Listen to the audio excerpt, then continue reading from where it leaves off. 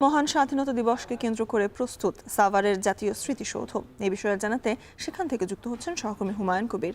হুমায়ুন, প্রস্তুতি সহ নিরাপত্তা ব্যবস্থা সম্পর্কে জানাবেন।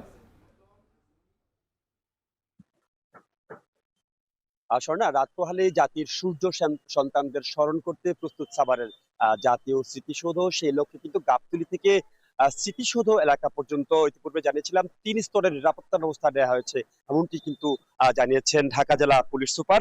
এবং এই মুহূর্তে যদি আমি স্মৃতিসৌধের ভেতরের একটু চিত্র দেখাতে চাই, একদম সুনসান নীরবতা। এখানে আইন শৃঙ্খলা বাহিনীর সদস্য ছাড়া কিন্তু আসলে কেউ প্রবেশ করতে পারছেন না।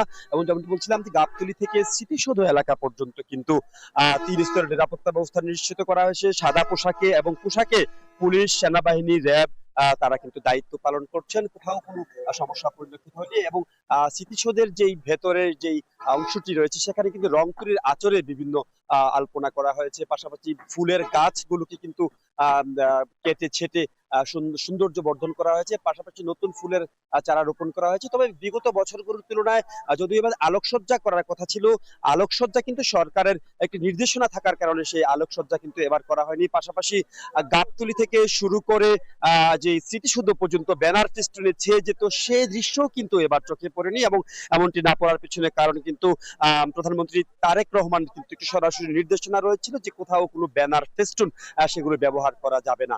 তো এই মুহূর্তে আসলে স্মৃতিসৌধের যে ভিতরের অংশ সেটি দেখার চেষ্টা করছি।